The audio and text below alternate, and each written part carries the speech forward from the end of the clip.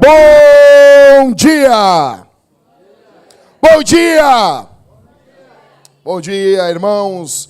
Que o eterno Deus, o bondoso Senhor, Salvador Jesus Cristo, o Pai, Deus Pai, o Espírito Santo nos abençoe e estejam conosco aqui nessa manhã. Eu sou o Jackson, um dos pastores dessa igreja, e nós estamos em uma série Faça Guerra. Então, eu já quero dar um F5 para vocês.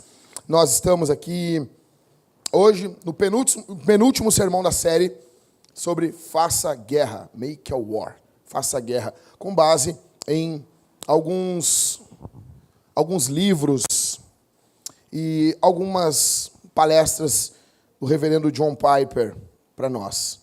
Vou pedir que todos prestem bastante atenção aqui, gente. Depois, semana que vem, encerramos a série, se Deus permitir. Depois nós teremos um final de semana sem série alguma. Depois nós entramos no Domingo de Ramos. Vai ser o nosso quarto Domingo de Ramos, que já comemoramos aqui na Vintage, um domingo antes da Páscoa. O que é o Domingo de Ramos? As pessoas ficam sabendo, né? Perguntando assim. Isso é coisa de católico romano? É, também, não apenas de católico romano. Anglicanos comemoram, algumas linhas de igrejas luteranas comemoram também, é uma semana antes da Páscoa. É quando Jesus entrou em Jerusalém, tá bom? Então tem o Domingo de Ramos, depois nós teremos a Páscoa. Teremos um culto aqui na Sexta da Paixão, na Sexta-feira Santa. Ah, mas mais um culto, fica tranquilo, cara. É 2 cultos na semana, uma semana por ano. Você não vai ter isso. Você vem de uma igreja que você tinha 4 cultos na semana, você ia vários cultos. Aí nesse você vai vir. Na sexta-feira, nós teremos um culto sobre a morte de Jesus. E no domingo teremos o culto da ressurreição, tá bom? Depois disso, nós entraremos numa série, Mamilos Polêmicos. Cantares de Salomão.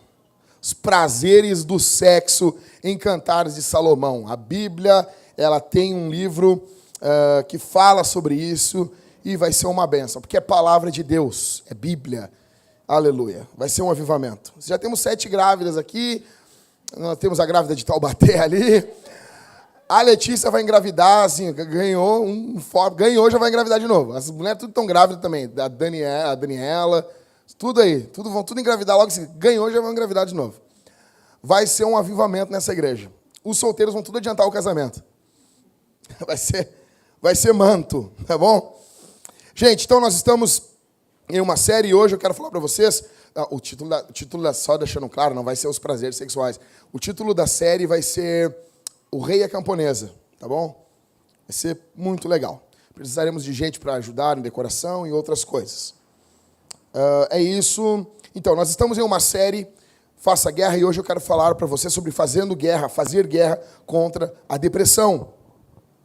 Nós vivemos um período onde o mundo que nós estamos vivendo está sendo invadido, inundado por casos de depressão. Ainda que nós tenhamos o comércio da depressão, uma época onde catalogar mais doenças é um ótimo negócio para a indústria farmacêutica, nós não podemos negar que a depressão é um fato no mundo que nós estamos vivendo. Você garanto que há anos atrás, Catito, não tinha casos de pastor se suicidando. Você não ouvia um caso desse. Quando ouvia, era um escândalo. Hoje, É comum. Os homens que deveriam assumir o púlpito, falar o evangelho para nós, eles estão quebrados, estão depressivos. E só esse ano eu já conheço, nós estamos em março, só esse ano já tem 2 casos de pastores que eu conheço, que se suicidaram. Então, nós estamos vivendo em momentos terríveis. Eu, para ser sincero com vocês, já tive momentos de abatimento muito profundo. E provavelmente provei aí das águas terríveis da depressão. Só que quando você fala sobre depressão, você prega, você aconselha que as pessoas precisam lutar contra a depressão. O argumento que eu escuto das pessoas que estão sofrendo de depressão, ou de um simples abatimento, ou de um simples desânimo, que às vezes não é tão simples assim, o que eu escuto é o seguinte: tu manda eu lutar contra a depressão, mas eu não tenho como. Mandar um depressivo lutar contra a depressão é a mesma coisa que mandar alguém que está com a perna quebrada correr. A impressão que dá muitas vezes nesse meio tempo, é que nós, a igreja, não temos as respostas para dar para o mundo. A cultura moderna hoje, eles chegam a cultuar os psiquiatras como seres infalíveis. E eu quero já deixar de antemão aqui que eu não tenho nada contra psiquiatra, eu não acredito que psiquiatra é coisa para louco. Não tenho nada contra psiquiatra, psicologia. Eu apenas não nutro por esses profissionais uma admiração cultica. Eu acredito que eles são necessários em alguns momentos, eles fazem um trabalho fenomenal, formidável. Nós precisamos, aqui está o Arthur, que deve conhecer um trabalho, deve ter provavelmente na aeronáutica, Arthur, algum trabalho de psiquiatria com pessoas que teve com traumas, com missões.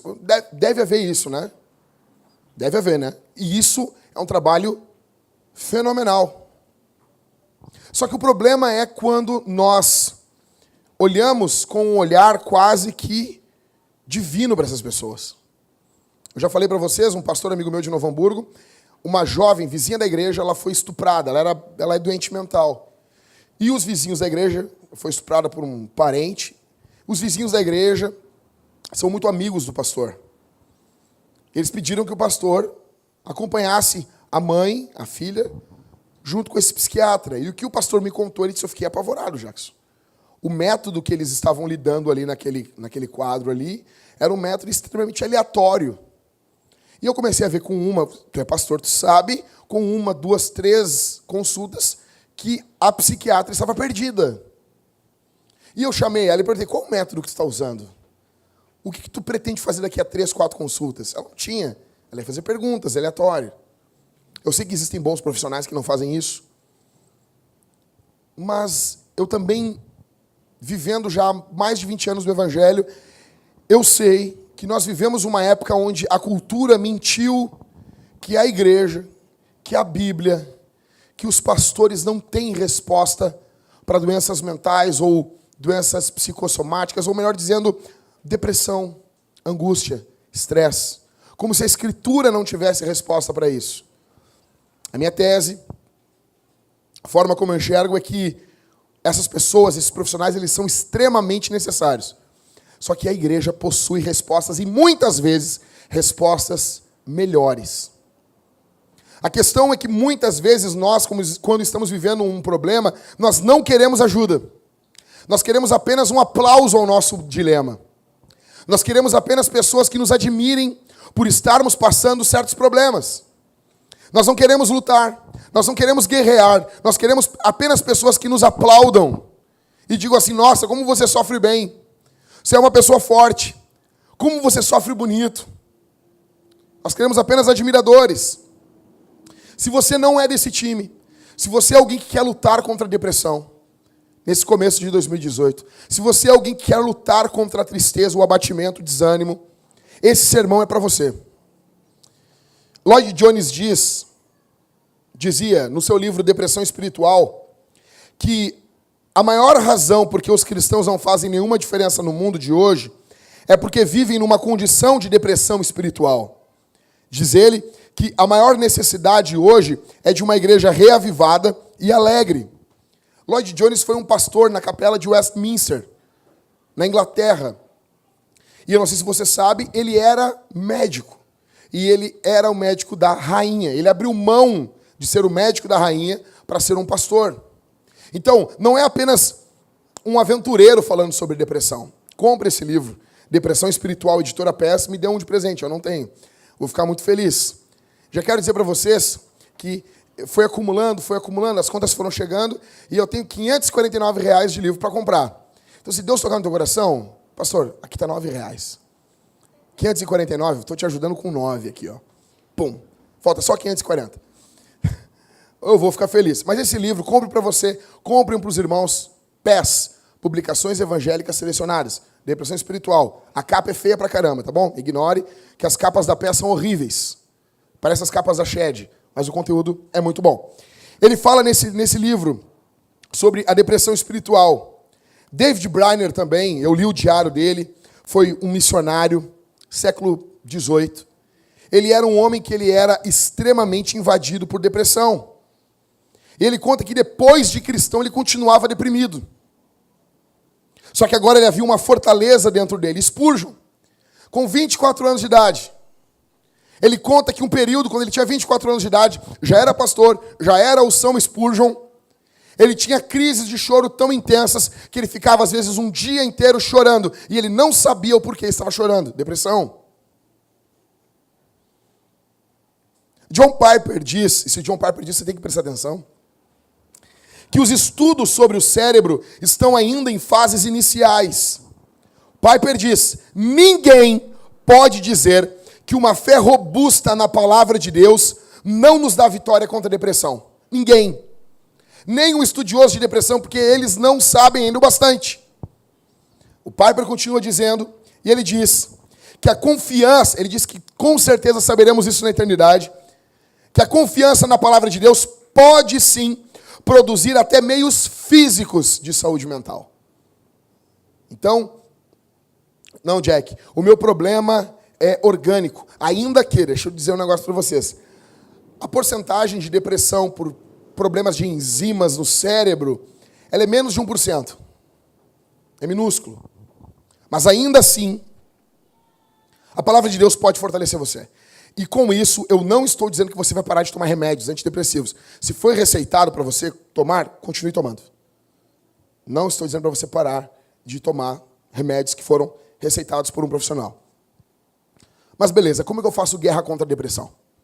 Como que eu luto? Se você quer lutar mesmo, se você não quer aplauso pelo teu sofrimento, se você não quer admiradores, se você não quer a plateia do sofrimento, se você literalmente, assim, eu quero me livrar dessa jossa, eu quero me livrar dessa angústia, se você realmente quer se livrar disso, em primeiro lugar, anote aí no papelzinho bonito que você ganhou, anote, você vai botar na sua geladeira, vai botar numa hashtag na internet, assim, Vintage 180, Sermão de Domingo, alguma coisa bonita, tá bom? Marque a igreja lá, nós vamos compartilhar a sua foto. Em primeiro lugar, faça a guerra contra a depressão com a palavra de Deus. Ah, é sério, Jackson? É sério que eu vim lá na minha casa para ouvir tu falar isso para mim?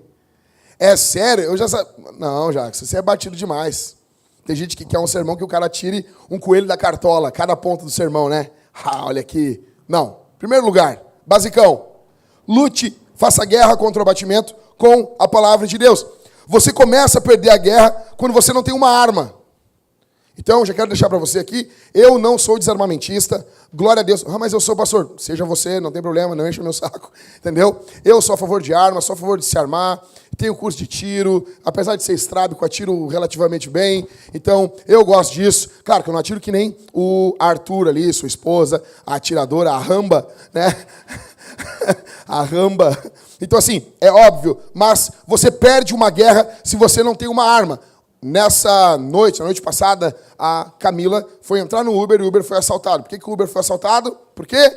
O cara assaltou ele com 38. Desculpa quem ama 38.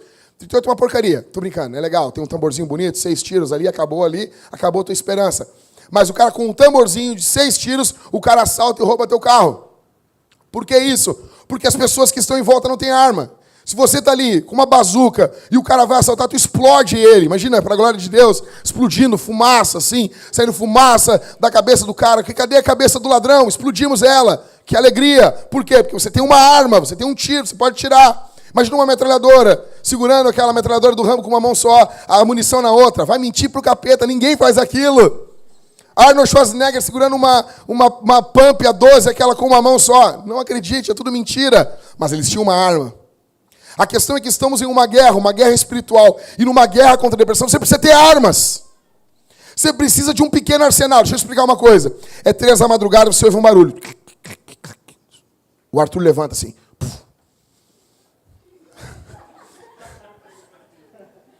O Arthur levanta assim.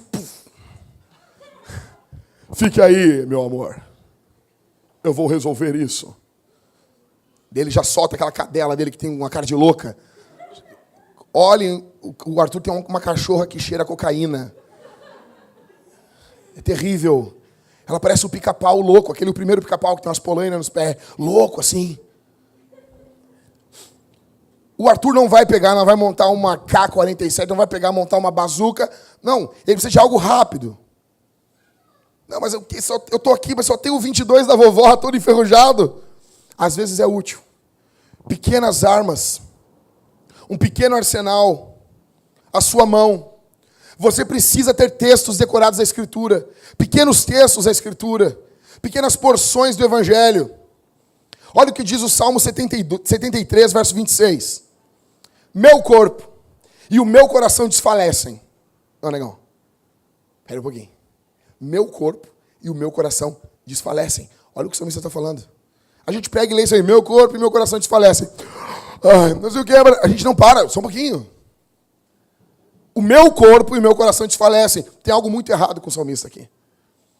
Ele está passando por uma crise que está afetando o corpo dele.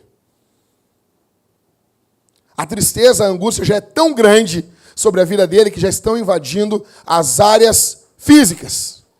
O corpo está mostrando que tem algo errado com a alma.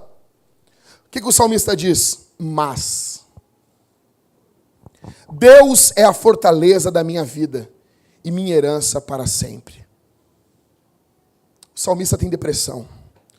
O salmista está abatido, mas ele se volta para o Senhor. Olha outro salmo, 19, verso 7.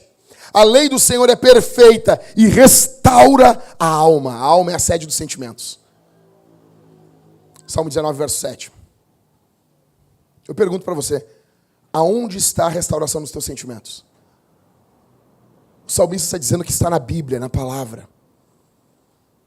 Ele encontra alegria aqui. Se a tua alegria está no dinheiro, hoje você está alegre, amanhã você não está. Se a tua alegria está nos teus filhos, quando eles fazem algo errado, talvez a tua alegria não esteja mais neles.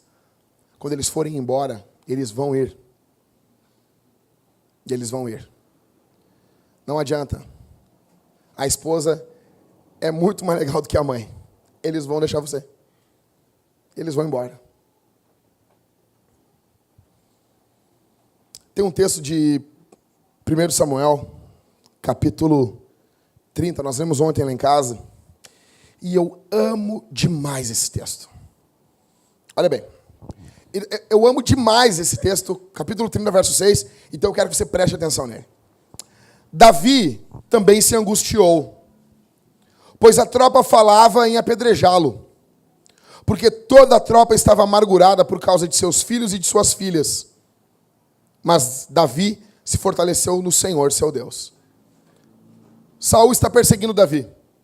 Davi tem um grupo de 600 caras, uma tropa.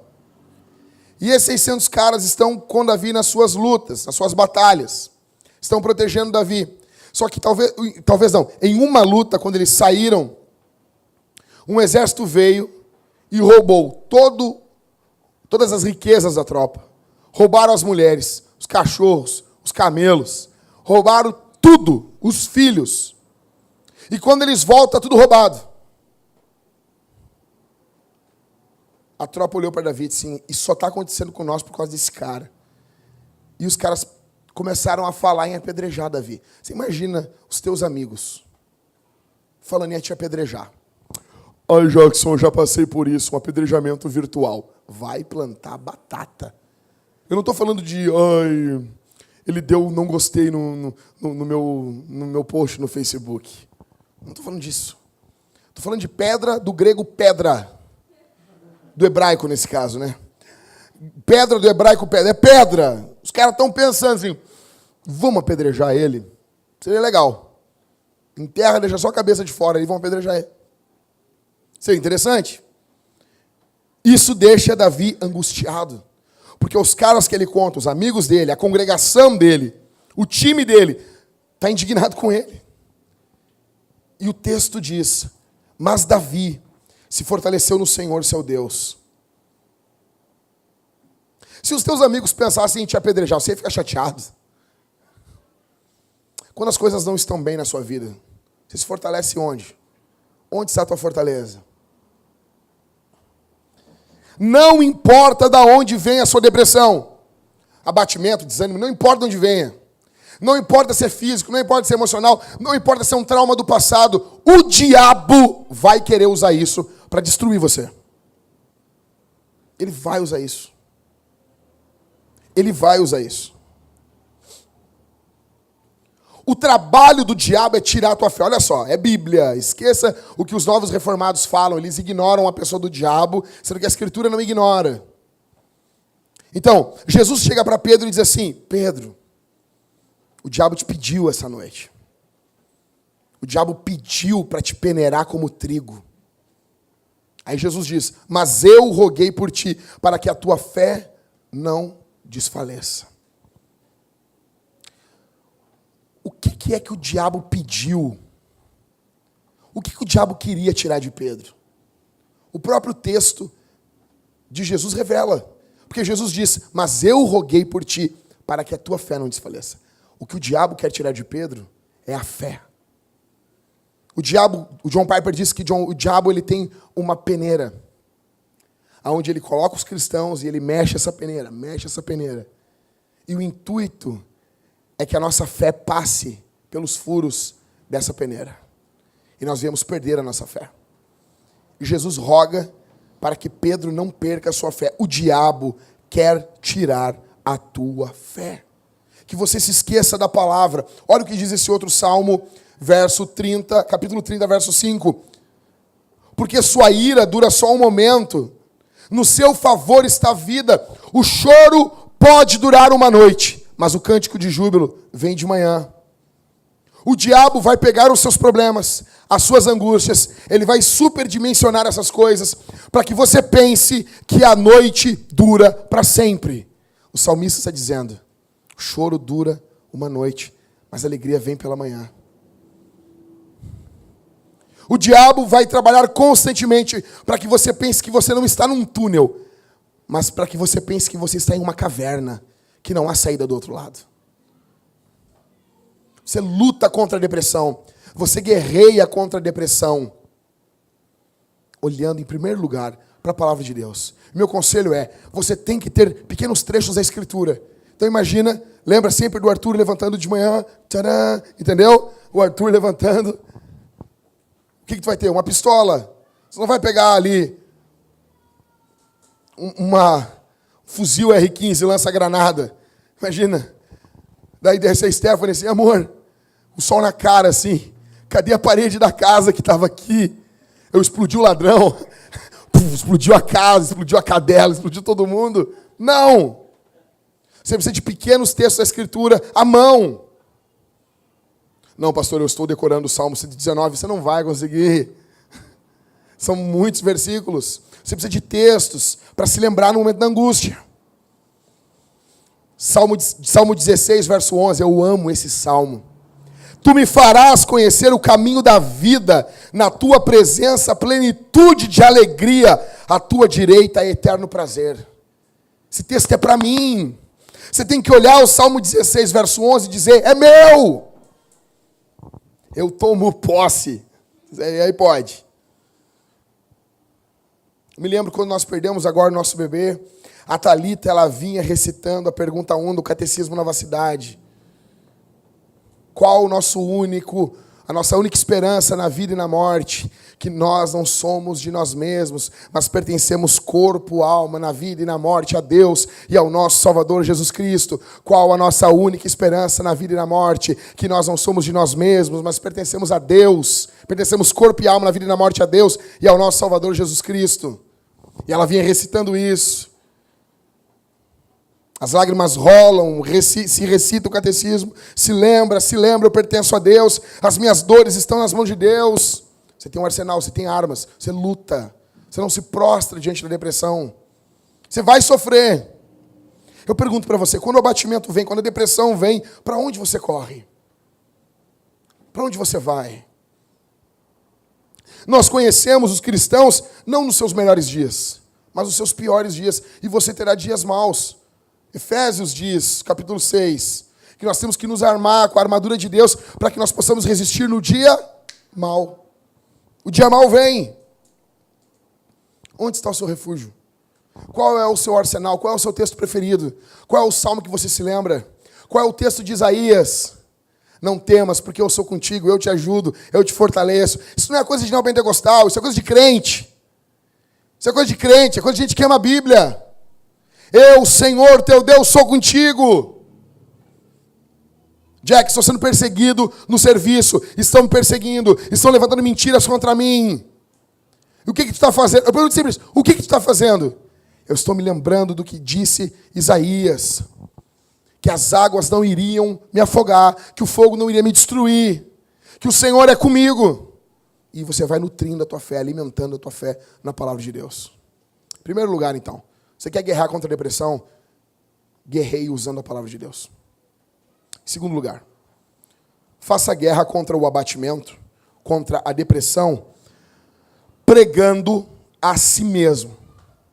Você vai pregar para você. Faça guerra contra a depressão, pregando a si mesmo.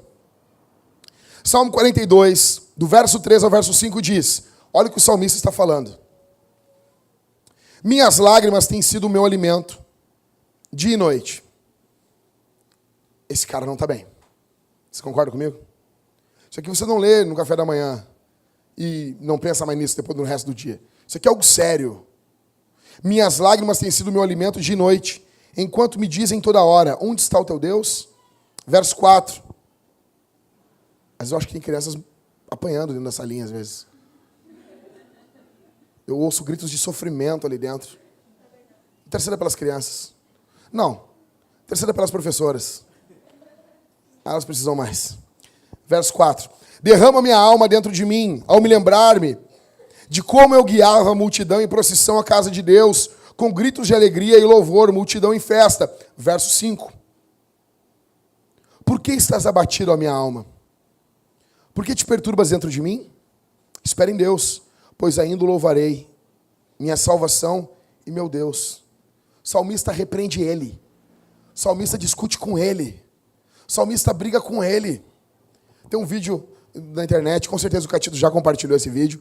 É o cara que ele tá com uma Paraty, Catito, e tem uma escada em cima da Paraty, e ele vai abrir a porta de trás da Paraty, e, a escada tá ali até atrás, e a escada invade, assim, o vidro da Paraty. Você já viu esse vídeo? Levanta assim, pá, e quebra, assim.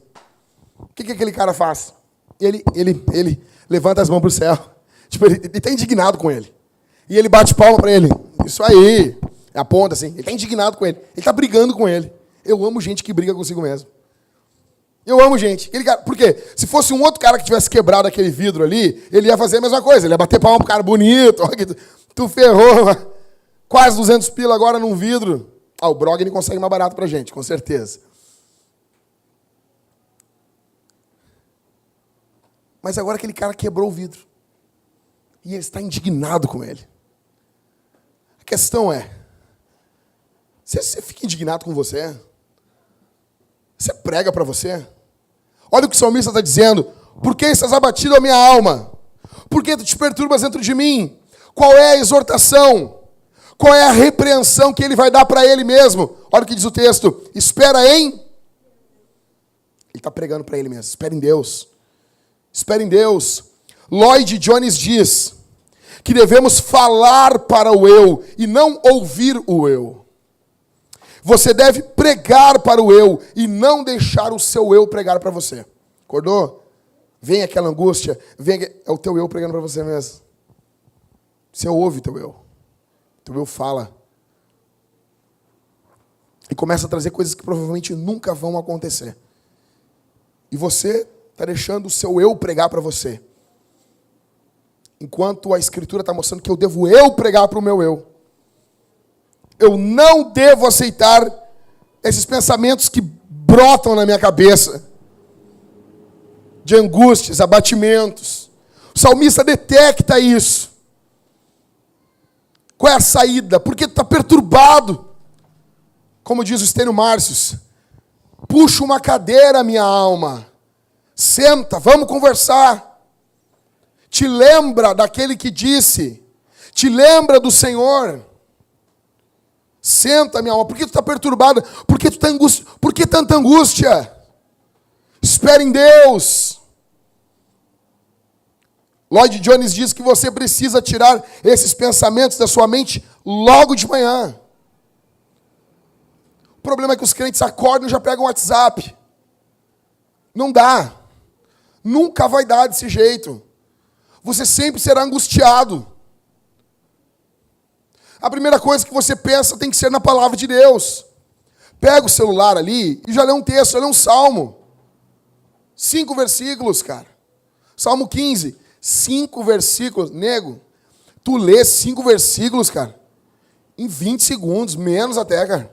Pensa, medita, licença, ora, me ajuda, Senhor. E amém. Levanta da cama, veste as botas e segue pro resto do dia. Eu quero deixar aqui que eu não estou falando para vocês como fazer com que a depressão não venha. Eu estou falando para pessoas que a depressão já veio. Eu pergunto para você aqui, você deixa o seu eu dominar você? Os pensamentos têm liberdade na sua mente? Tipo assim, os pensamentos, acontece o que acontece na tua mente. A tua mente é a Bangu, assim. É livre. Freeway. É trânsito indiano. Já viram o trânsito indiano? Bota lá em casa, chega no YouTube lá e bota lá, trânsito indiano. Tu vai ver. A tua mente é daquele jeito. Uma loucura. Parece os caras dirigindo lá em Goiás. Estou brincando, Marco. Que isso? A sua mente é escrava do seu eu? Você ama ser a vítima? Você gosta disso? Você gosta? Tem mulher que ama ser vítima. Tem mulher que ama que o marido tenha pena dela. Que saco. Isso é um saco isso, né, cara? Tem homem que quer ganhar a mulher na pena. Velho, se um dia nós vemos isso aqui na igreja, eu não me responsabilizo, cara. Sabe aqueles caras que querem ganhar da mulher na pena? A guria acha ele um feioso, não quer namorar com ele, mas deixa. Não, você não pode olhar para a aparência, parecendo o slot do Goonies. Ela não quer você, Aí o cara se ajoelha, compra um cartão, compra uns negócios, compra um chocolate. Ela não te quer, cara. Ela não te quer, cara. Tem mulher que quer ganhar do cara na pena também. Ai, mas eu não estou bem, fique comigo, não sei o quê. Não casou, não são casados. Para, cara. Você gosta disso? Você gosta de usar de chantagem emocional dentro do teu casamento contra a tua esposa? Ganhar a tua mulher na pena. Tua mulher tem que ver você como um líder. Como um líder que ela vai te seguir. Não como alguém que ela tem pena. Ela não pode ser tua mãe. Um dos maiores desastres é quando a esposa vira uma mãe. Acabou, velho. Acabou. Ou quando o marido vira o pai da casa. Não, negão. Tu não está falando com uma filha. Está falando com uma esposa. Você não pode amar ser vítima.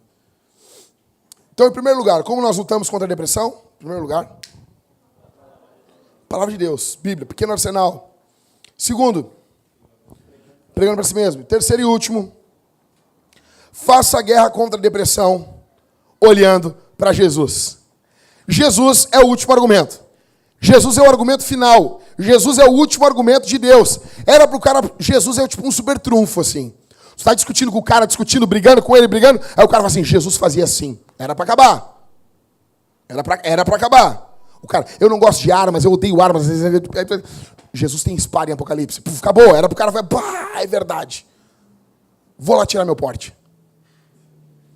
Tá falando com o cara, não, eu não gosto de vinho, eu odeio vinho, não sei o que. Aí tu pega assim, João 2. Puf, Jesus transformou água em vinho. Não foi em tangue, foi em vinho. E o cara era para dizer, pá, é verdade. Jesus gostava de bebida. Era para acabar.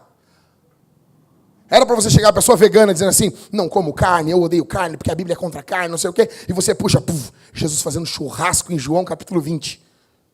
Gaúcho. Desculpa, meu Deus faz churrasco. É de peixe, tudo bem. Tudo bem, passa. Mas a Bíblia diz que ele está fazendo churrasco na beira da praia. Praiano ainda, eu vi no Jack Johnson, fazendo ali. Aleluia.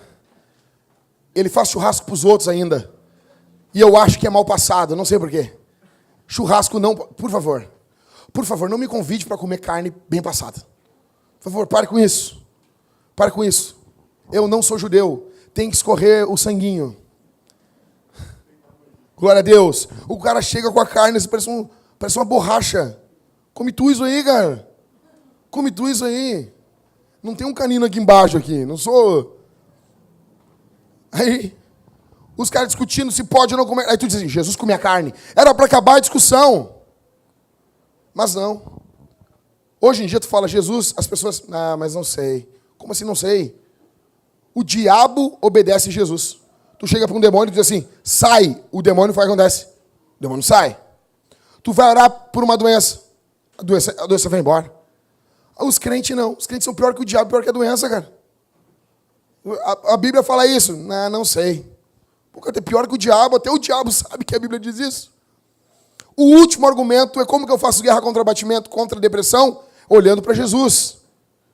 Olha comigo esse texto. Mateus capítulo 26. Mateus capítulo 26. Verso 37 e 38.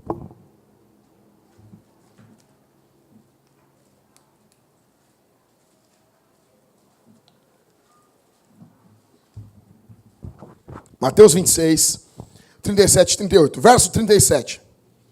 E levando consigo Pedro e os dois filhos de Zebedeu. Quem são os caras? Oi? João e? Se tiver dois filhos homens, bota o nome de João e Tiago. Isso é legal. Né? João e Tiago. E vão te chamar de Zebedeu. Então, levando consigo Pedro e os dois filhos de Zebedeu, começou o quê? Entristecer-se e angustiar-se. Nós temos um Deus que se entristece. Verso 38. Então ele lhes disse, a minha alma está tão triste que eu estou a ponto de... Ficai aqui e vigiai comigo. Nota comigo. O evangelista João vai narrar isso aí, ele vai dizer que Jesus está perturbado. John Piper diz que as primeiras ondas do abatimento não são pecado, mas estão quase sempre se tornando em pecado. As primeiras ondas do abatimento, as primeiras ondas do desânimo, as primeiras ondas da depressão, elas não são pecado. Só que Jesus sabe que elas rapidamente se tornam em pecado, em incredulidade na palavra de Deus. Muitos depressivos estão angustiados porque quando eles imaginam um amanhã, eles não imaginam um amanhã com Jesus. Eles não conseguem conceber que amanhã Jesus vai estar lá cuidando deles. E quando pensam no futuro sem o cuidado de Deus. O nome disso é incredulidade. O que Jesus faz nesse contexto aqui? Porque é Deus dizendo, a minha alma, a alma de Deus, está triste. E eu estou a ponto de morrer. Em primeiro lugar, o que Jesus vai fazer... Então aqui, são 3 divisões dentro do ponto 3. Tá bom? Estilo puritano, você vai entender isso aí. Nós estamos no ponto 3 do sermão, o último ponto do sermão. 3 pontos dentro desse ponto. É um mini sermão dentro de um ponto. Em primeiro lugar, eu vou ser curto, tá? Fiquem tranquilos. Fiquem tranquilos.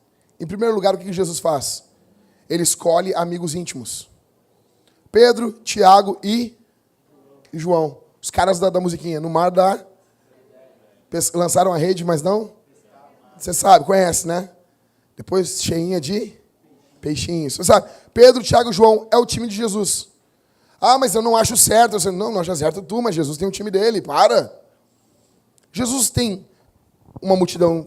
Depois ele tem 70. Depois ele tem 12. E desses 12 ele tem 3. Que é Pedro, Tiago e João. São amigos íntimos de Jesus. Jesus fez Pedro, Tiago e João. Mas ele tem um círculo íntimo com esses caras que ele mesmo fez. Jesus não é apenas um exemplo. Jesus é Deus que se faz homem e morreu em uma cruz para nos salvar dos nossos pecados. Nós não somos contra isso. Mas Jesus é também um bom exemplo para nós. Se Jesus, o Deus homem, escolheu amigos íntimos. Se Jesus, que andava com muita gente, mas tinham 3 caras que eram íntimos dele, por que você se isola? Por que você sofre sozinho? Se Jesus não sofreu sozinho. Você nota? Jesus não é o modelo de santidade. Não é santo se isolar. Não é santo não abrir o peito. Eu pergunto, quem são seus amigos? Quem você chama de amigo? Quem são as pessoas que você tem como chegadas em sua vida? Quais são as razões que levam você a se isolar? Provérbios capítulo 18, verso 1 diz que aquele que se isola busca interesses egoístas.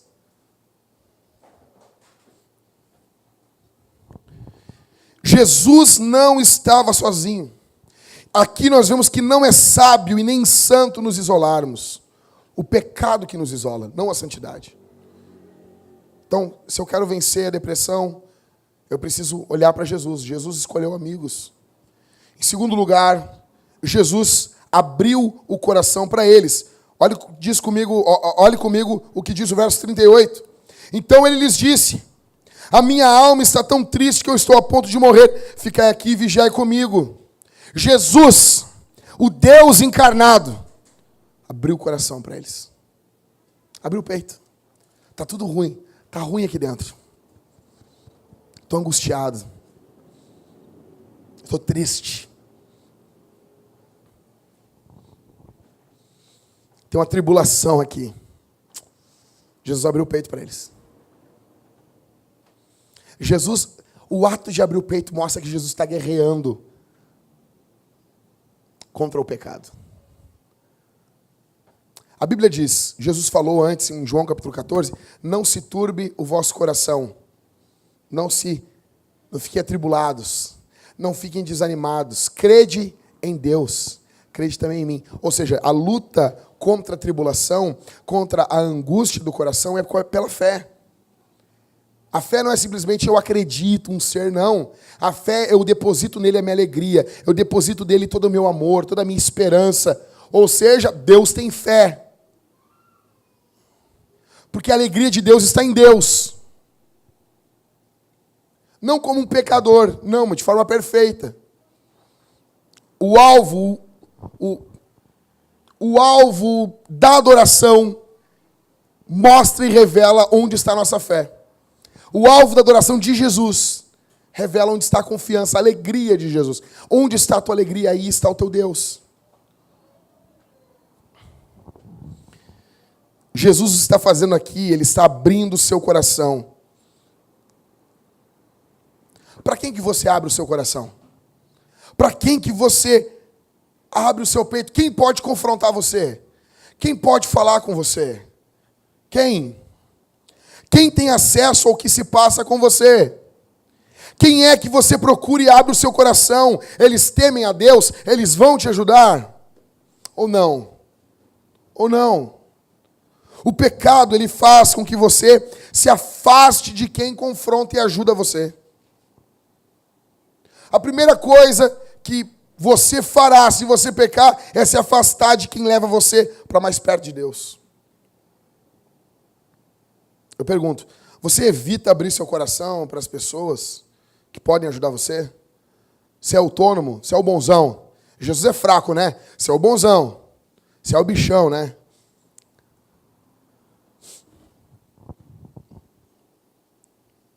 Quem ajuda você? Para quem que você abre o peito e diz assim, está acontecendo isso, isso, isso. Eu estou sentindo isso, isso, isso. Em terceiro lugar, o que Jesus fez? Jesus pediu oração e parceria. Verso 38, leia de novo. Então ele lhes disse, a minha alma está tão triste que eu estou a ponto de morrer. Ele abriu o coração. Agora ele vai fazer um pedido para eles. Ficai aqui e vigiai comigo. E eles vão começar a fazer o quê? Vão orar. Jesus pediu oração para eles. O Deus encarnado pede oração. O Deus encarnado pediu companhia. Você consegue imaginar isso? Porque Deus é um ser que vive em comunidade, Pai, Filho, Espírito. Quando ele vê as ondas do abatimento vindo, a primeira coisa que esse Deus encarnado faz é querer esse reflexo da Trindade, agora de forma prática ali. Fica aqui comigo. O Pai está junto do Filho, o Espírito está junto do Filho. Então, a natureza de Jesus é comunitária. Ele quer estar congregando ali com eles. Fica aqui comigo. Os outros estão mais longe. Eu quero vocês perto de mim. Quero vocês junto comigo. Tá ruim. Eu estou angustiado. Eu não quero ficar sozinho.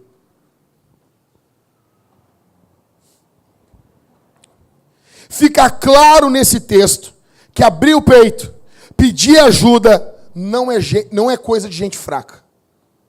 Não é coisa de gente fraca. Abrir o peito, pedir ajuda, chorar diante das pessoas, isso é coisa de gente santa.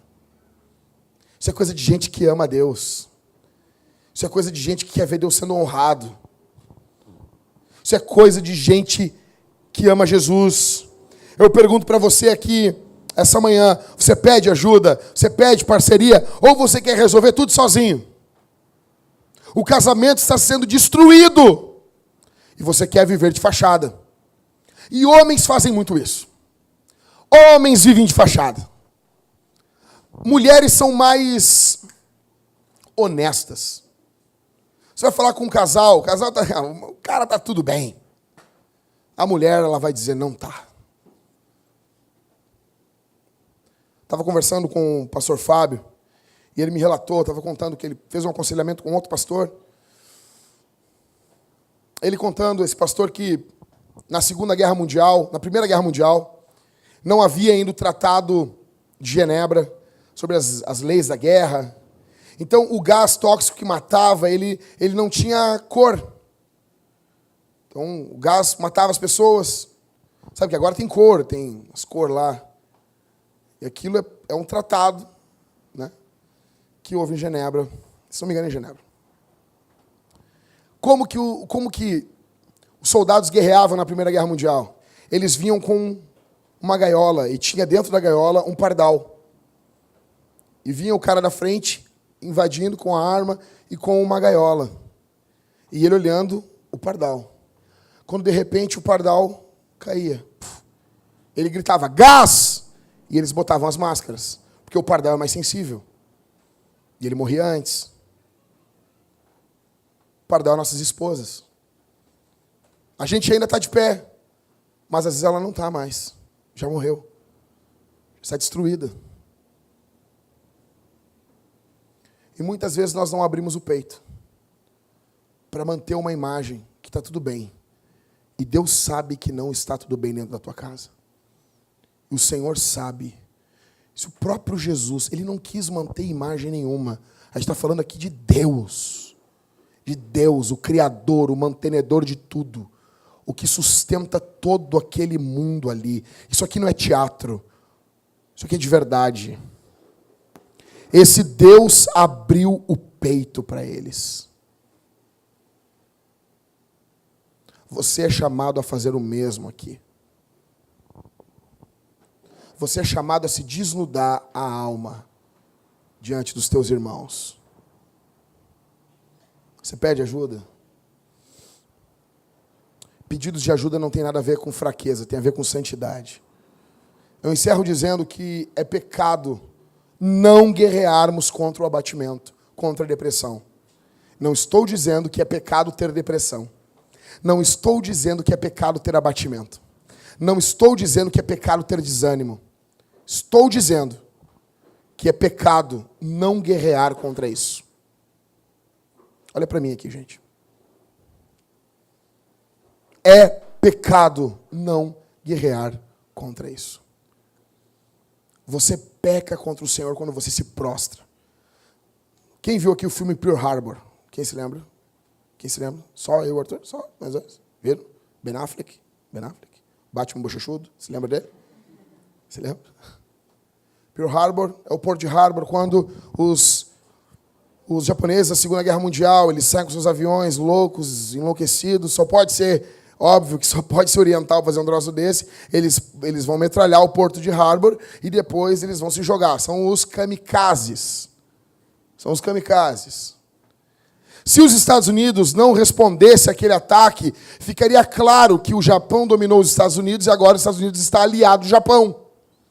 É entendido isso no mundo de guerra, que quando o país não revida, como quando os comunistas invadem a França, fica claro que a França está rendida, não tem como revidar. Um revide em uma guerra mostra que eu não estou do mesmo lado. Por que você tem que lutar contra a depressão? Porque você tem que deixar claro, eu não estou do lado dela. Eu não estou do lado dela. Ao não revidar, você está dizendo, me rendi. Estamos do mesmo lado agora. Os meus soldados servirão a esse outro exército. Não. Contra o abatimento, contra a depressão, eles vão vir. Isso não é culpa sua. Isso vai acontecer. Agora, você tem a obrigação de lutar contra essas coisas. Em primeiro lugar, guerreando com a palavra de... Em segundo lugar, pregando para si mesmo. Em terceiro, e o mais importante, olhando para Jesus. Jesus passou por isso. A boa notícia é que Jesus venceu o abatimento. Jesus venceu a depressão. Jesus viu as ondas de depressão vindo contra ele e ele venceu. Ele foi vitorioso. Eu quero dizer uma coisa, eu quero encerrar dizendo para você isso. Existe graça para você aqui essa manhã. Existe perdão para você, existe graça. O nosso Deus é um Deus que sofreu. Ele sabe o que é angústia. Nós não estamos falando aqui de um Deus grego, caprichoso, um Deus balaqueiro. Nós estamos falando de Jesus. Deus conosco. Deus conosco. Deus conosco. Deus conosco. Como diz o Matthew Henry, Deus conosco e o melhor, ao nosso favor. Deus está do nosso lado através de Jesus. Deus é por nós através de Jesus. Deus não está nos odiando mais. Jesus levou a ira de Deus. Existe graça de Deus para você aqui essa manhã. Lute contra a depressão. Nós encerramos dizendo que o maior testemunho missional que daremos como igreja, o maior testemunho de missão será a alegria transbordante no nosso meio.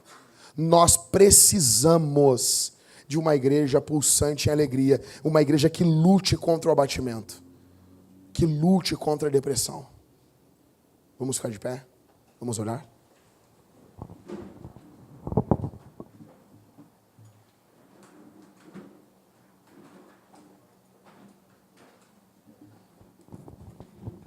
Fecha os olhos. Fecha os olhos. Eu não vou orar aqui para... Tem que orar depois da pregação. Não, vamos orar para falar com Deus. Porque Deus responde oração. Quero que você feche seus olhos. E eu quero que você saiba disso, que Deus vai ouvir o que você orar agora. Que o Deus, o Criador dos céus e da terra, aquele que criou, que mantém, que sustém você, Ele vai ouvir tua oração. Por isso nós vamos orar. Fecha os olhos, gente. Fecha os olhos em nome de Jesus. Fecha os olhos. Vamos orar todos, confiando no Senhor. Amado Senhor, amado Salvador, Deus Todo-Poderoso, Criador, Mantenedor, Justificador, Salvador. Diante de Tua presença, Senhor, nós, mediante o sacrifício de Jesus, chegamos. Te pedimos que Tuas mãos, Teus olhos, Teu favor estejam voltados aqui para a nossa igreja, Senhor. Olha para cá, nós precisamos de Tua atuação no nosso meio. Eu prego, Senhor. Nós, os presbíteros, ensinamos, os líderes de GC, mas se o Teu Espírito não fizer nada, nós estaremos à deriva. Como um barco, Senhor, sem vela, sem leme, sem remo, sem nada, Senhor. Precisamos que o Senhor nos guie. Precisamos que Tua palavra venha reverberar dentro de nós. Precisamos, Senhor, que o poder do Teu Espírito venha romper a surdez da nossa alma, Senhor. Precisamos que o Senhor fale, goteje Tua doutrina, fale o Evangelho dentro da nossa alma. Ó Divino Espírito, sou um pregador falho, limitadíssimo, mas o Senhor é todo poderoso. O Senhor pode pegar esses pães, esses peixes e alimentar o Teu povo aqui essa manhã. No nome de Jesus, sacode a nossa vida, Senhor. Sacode as nossas estruturas, Senhor. Não permita, meu Deus, que a apatia venha tomar conta das nossas vidas, mas que venhamos olhar para a cruz do Senhor, para o Teu sangue, para a Tua salvação. Venhamos lembrar de tudo que o Senhor é por nós, através de Jesus. E venhamos nos alegrar nisso. Por favor, Senhor. Por favor, Senhor. Enche, derrama o Teu Espírito aqui, essa manhã, Senhor. Quebra as nossas vidas, Senhor. Existe às vezes no nosso meio, Senhor, muita formalidade, meu Deus. Ó Deus, ó Deus, ó Deus, de que adianta nos reunirmos e fazermos reuniões no automático, se o Senhor Deus não ungir o sermão, se o Senhor Deus não ungir o que cantamos. Vem sobre nós, Divino Espírito, vem sobre nós, acende uma paixão consumidora por Jesus, pelo poder do nome do Senhor. Essa minha irmã que está lutando contra a depressão, esse meu irmão que já pensou em suicídio, fortalece ele, Senhor. Fortalece ela, Senhor. Fortalece tua filha. Fortalece o teu filho que está desesperado. No nome de Jesus. No poder do nome de Jesus. Nós confiamos porque o Senhor veio e venceu. O Senhor encravou a depressão na cruz. O Senhor humilhou a depressão. O Senhor venceu a depressão. E nós estamos com o Senhor. No nome de Jesus oramos e te agradecemos.